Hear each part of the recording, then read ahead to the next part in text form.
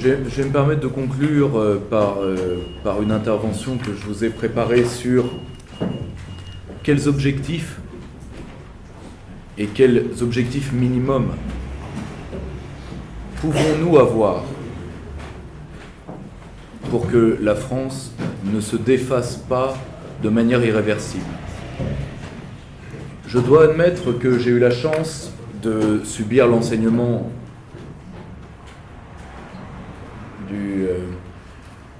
du colonel Arbulot. Je suis ancien élève de l'école de guerre économique. L'école de guerre économique a été créée, entre autres, sur ce type de questionnement. Nous sommes formés à ce qu'on appelle la guerre de l'information et la guerre des représentations. Pour comprendre ce que nous devons faire, nous devons déjà comprendre le mental d'une partie de nos ennemis. De toute évidence, les différentes tendances de l'islam politique, parce qu'il y en a plusieurs qui ont plus des différences de degré plutôt que de nature, et des différences de nationalité également. Je vais vous donner un exemple simple. On parle beaucoup de l'aspect positif du soufisme. Or, c'est vrai dans beaucoup de cas, mais chez les djihadistes marocains, la majorité est soufie. Pourquoi ? Parce que le soufisme n'est pas un vaccin contre la radicalisation. C'est juste un type de pratique différent. La stratégie de nos ennemis est double. Premièrement, l'édification sur le vide, c'est-à-dire d'utiliser l'absence. Il y a eu un mot extrêmement important de prononcer qui est le terme de force morale, qui est l'absence de force morale que nous pouvons transmettre à nos jeunes générations. C'est l'un des principaux facteurs de conversion puis de radicalisation de la jeunesse occidentale. C'est-à-dire d'expliquer que les civilisations occidentales sont amoindries, sont pourrissantes et sont lâches. Au passage, quand la pseudo-représentante de la pseudo-diplomatie européenne, Madame Mogherini, a appris l'attentat de Bruxelles, elle a éclaté en larmes de la manière la plus bruyante possible pour que tout le monde soit touché du fait qu'elle soit touchée elle-même. Il faudrait la remercier d'avoir validé le discours des attaquants par la même occasion. Je rappelle que dans un Londres en flammes, Churchill tentait de tenir le Conseil des ministres à l'heure. Il faut bien comprendre que de cette édification sur le vide, soit nos adversaires tenteront d'amener à eux la plupart des radicalisés pour faire des guerres territoriales, aidés d'ailleurs par les vœux de puissances qui soutiennent le djihad international et qui ne sont pas que des puissances musulmanes et loin de là, soit d'utiliser ce que Xavier Hofer appelle, et la phrase est excellente, les recalés du djihad pour faire une sorte de guerre moléculaire. C'est-à-dire, un homme avec une arme, ça suffit largement. Ça, ce sont généralement des gens qui ont passé très peu de temps dans les territoires du djihad international pour une raison, c'est que les djihadistes les gardent, ceux qui savent se battre. Ils renvoient les autres parce que ce sont des boulets. Or, pour tuer 2 enfants en sortie d'une école, ce n'est pas un exploit militaire. Entrer dans une boîte de nuit et faire feu, ce n'est pas un exploit militaire. Il n'y a rien que quelqu'un qui soit pas trop au-dessous du débile léger puisse faire. Hors question, que pouvons-nous faire avant que la guerre moléculaire qui semble être la stratégie actuelle de nos ennemis, c'est-à-dire de viser au maximum les civils avec de toutes petites unités, pour espérer obtenir une riposte des populations pour ensuite lancer de véritables guerres civiles dont pour l'instant nos adversaires n'ont pas les moyens, de toute évidence, ni en hommes, ni en matériel. Pour faire juste un état des lieux, il faut bien comprendre que selon la moyenne des études d'opinion, alors avec ce que valent les études d'opinion, j'entends bien, malheureusement l'outil sondagier est imparfait, mais il a le mérite d'exister, c'est peut-être son seul mérite d'ailleurs. Si 2% des musulmans interrogés en France ont une mauvaise image de l'État islamique, près de 20% disent ne pas pouvoir se prononcer parce que on dit trop, il n'y a pas une information qu'ils jugent non orientée, c'est-à-dire grosso modo on dit trop de mal de l'État islamique pour que je puisse vous dire ce que j'en pense ou pas. En face, vous avez aujourd'hui plus d'un cinquième des Français qui ne croient pas, à cause de la langue de coton dont on a habillé ce dossier dans les médias et par la volonté d'imposer le multiculturalisme, vous avez plus d'un cinquième des Français qui ne croient pas qu'il y ait une différence fondamentale entre l'islam et l'islamisme. Dans l'étude des guerres civiles, qui n'est pas un thème extrêmement étudié, même de la polémologie, je rappelle que les conventions de Genève n'intègrent la guerre civile que depuis 1997, c'est très récent, dans son protocole additionnel. C'est ce qu'on appelle la phase de cristallisation. Ça monte progressivement. Ceux qui connaissent les situations yougoslaves ou libanaises voient à peu près ce dont je veux parler. C'est-à-dire c'est la phase où le dialogue est rompu et où les deux camps se montent. Jusqu'au moment où nous sommes pour l'instant très loin de l'étincelle. Il ne faut pas oublier que le discours catastrophiste est aussi un discours du pouvoir. Et que quand on a du mal à gouverner, la peur, c'est utilisé, par exemple, là je folâtre dans mes pastels, tout exemple réel ou existant étant impossible. Quand vous utilisez l'acte d'un raciste taré qui flingue une députée, par exemple, pour que plus de la moitié de votre opinion ne vote pas pour le Brexit un certain 23 juin, ça peut aider la peur. Donc il ne faut pas non plus se dire la guerre civile est pour demain. Toutefois, que chacun d'entre nous se plonge dans ses souvenirs. Moi je viens de la campagne profonde. Je viens du Perche-Ornay, un village de à peine une centaine d'âmes. Quand j'étais enfant, on me parlait déjà d'une guerre civile possible qui allait venir. Je viens d'avoir 30 ans, donc c'est un discours qui monte. Je rappelle par exemple que je crois que c'était un grand flic, je crois que c'est M. Pellegrini, qui s'était fait connaître de l'opinion par un ouvrage Demain la guerre civile, à l'élection du président Mitterrand, où il parlait déjà de l'immigration. Donc, question, quelle force morale opposée à ça ? La première, c'est la force morale que donne la souveraineté. L'université d'Harvard a fait une longue étude sur le fait de guerre civile en 2008, dont une étude qui a été mise sous la direction de Madame Anne Hironaka, dont le résultat est intéressant. Pour le dire simplement, les guerres civiles longues ont tendance à apparaître dans les États faibles, plus dans les États faibles que dans les États forts.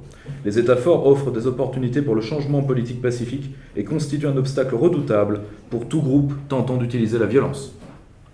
Vous me direz, porte ouverte. Peut-être, mais vous êtes dans un pays sous état d'urgence, vous vous en rendez compte ? Donc il y a parfois des portes déjà ouvertes qu'il mieux vaut encore les enfoncer, au cas où les mal comprenants seraient nombreux, et je pense qu'ils sont nombreux en France aujourd'hui. Cette petite altération de langage étant volontaire, je vous rassure. C'est pas une faute de français. Comme le disait le spécialiste de sécurité intérieure Joseph F. Enrotin, un des élèves d'Hervé Couto-Bégari, aujourd'hui la cohésion nationale est un objectif stratégique. Pour ça, il faut avant tout recouvrer la souveraineté. Pourquoi ? Parce que quand on n'est pas souverain, on agit par les mots de l'adversaire et de l'ennemi. Il faut bien comprendre ça. Et qu'aujourd'hui, la France est enserrée dans des mécanismes qui facilitent l'action des groupes violents. Je vais vous donner un exemple. À travers la décision du Conseil européen du 19 novembre 2004 portant définition de ce que l'Union européenne entend par l'intégration. Vous allez comprendre tout de suite là où je veux en venir. C'est un processus dynamique à double sens de compromis réciproque entre tous les immigrants et les résidents d'un État membre. Le terme intéressant étant à double sens. Je pense que je n'ai pas à l'expliquer davantage. Pour moi-même être toujours, mais d'un certain côté malheureusement pour moi, au contact quotidien des institutions communautaires, aujourd'hui, les ingénieurs sociaux de la Commission travaillent sur le concept de société inclusive, c'est-à-dire vivre. C'est le stade de dégénérescence après le vivre ensemble, si vous voulez. À une époque, je vous rappelle qu'en France, il n'y a pas encore 40 ans, on parlait de concorde publique. Aujourd'hui, on parle de vivre ensemble. Ensuite, on va parler de société inclusive, c'est-à-dire une société d'êtres séparés qui se détestent, mais que les règles du droit et du marché permettront de maintenir séparés sans trop d'effusion de sang. C'est d'ailleurs ce que la même Madame Mogherini proposait, c'est bête les hasards du calendrier, 2 semaines à peu près, un mois, avant les attentats de novembre à Paris. Je cite, « L'islam a évidemment sa place en Europe, toutes les variétés d'islam, y compris l'islam politique. » Il y a malheureusement parfois c'est bête les hasards du calendrier. Cette phrase d'ailleurs lui a été publiquement ressortie par un parlementaire du groupe Europe des Nations et des Libertés, et ce à quoi elle a refusé tout commentaire. C'est intéressant. Ça vous montre que le vrai problème aujourd'hui, c'est vraiment le problème de verticalité. C'est l'existence d'une élite ou pas. Car pour l'instant, nos adversaires jouent sur du velours. Qui ont-ils en face d'eux ?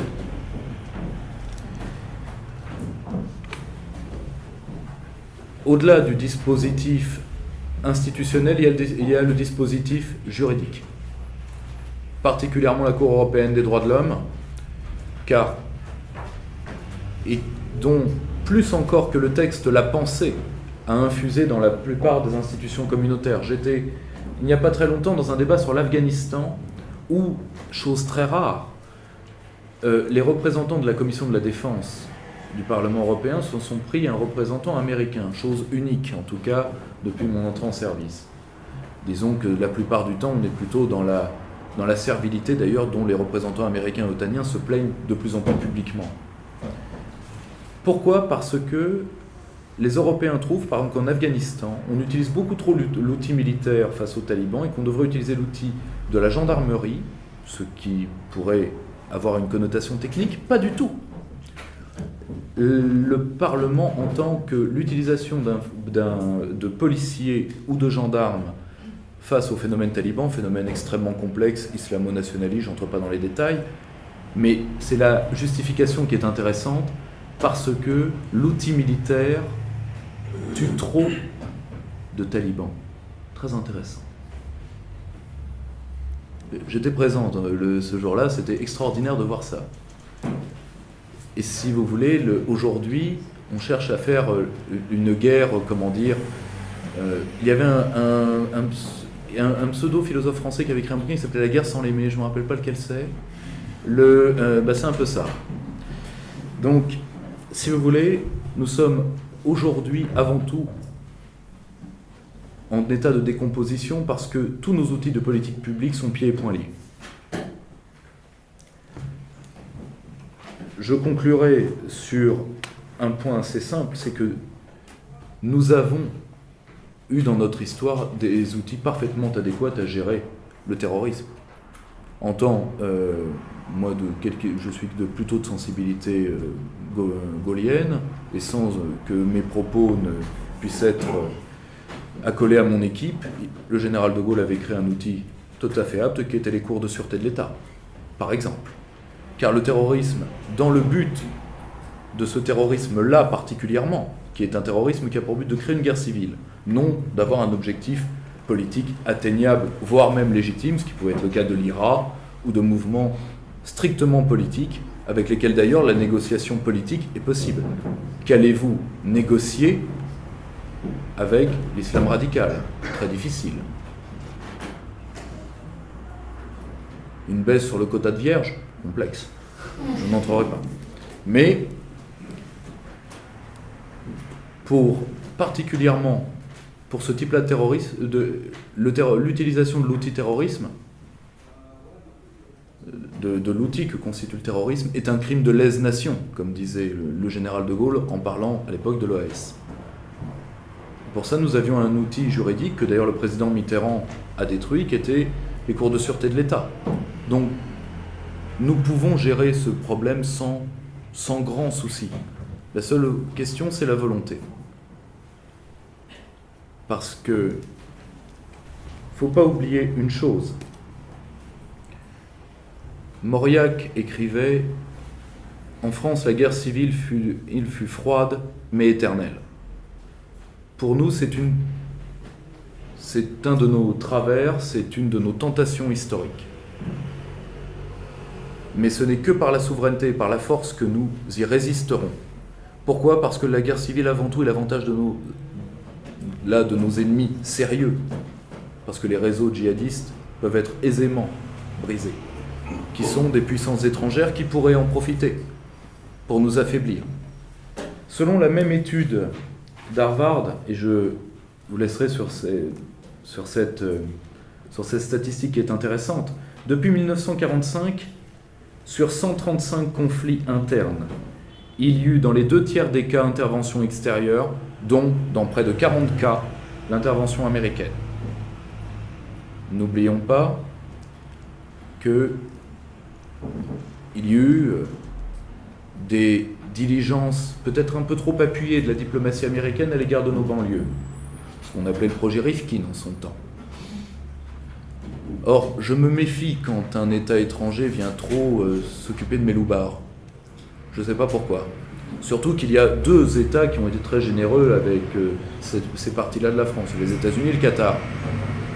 Bon, certes, des gens dont je ne doute pas de la sincérité et de l'amitié qu'ils ont pour le mode de vie à la française tout de même, mais qu'on me permette de mettre un léger bémol sur une joie trop expressive de les voir s'occuper de mes quartiers. Et si nous devons retenir une seule chose de ce qui s'est passé le 13 novembre et de ce qui s'est passé depuis, c'est l'absence, et c'est là la plus grande crise française, et si la France ne doit pas disparaître, c'est par rapport d'abord à ça, c'est l'absence de prise en compte par une large part de l'élite française des maux réels du pouvoir. L'état d'urgence est symptomatique, la souveraineté est symptomatique, mais pire que ça, quand vous dites nous sommes en guerre, il y a la guerre sans l'aimer, il y a aussi la guerre sans la faire. Or, si l'élite française ne se reprend pas, ou si elle n'est pas déprise par les événements, nous assisterons à la décomposition française. C'est le triste pronostic d'une femme qui est assez extraordinaire, qui est Malika Sorel. Mais il faut bien avoir à l'esprit que tout ceci ne nous est pas promis. La France a été démembrée, envahie, un nombre de fois incalculable. Et elle s'est toujours relevée des guerres intérieures, qui ont toujours été fomentées depuis l'étranger. Il faut quand même voir que l'historiographie a travaillé même sur notre dernière toute petite guerre civile, qui était la guerre d'Algérie. Nous ne devons pas, avant tout, laisser des services étrangers et des intelligences étrangères utiliser des facteurs internes que nous avons vus, démographiques, spirituels, autres, de déstabilisation, pour, disons, en finir avec la puissance France. Et c'est par la puissance, mot cher à mon ancien patron, le colonel Arbulot, que nous en sortirons. Je vous remercie d'avoir assisté à cette première table. Nous nous retrouvons d'ici une quinzaine de minutes pour la seconde.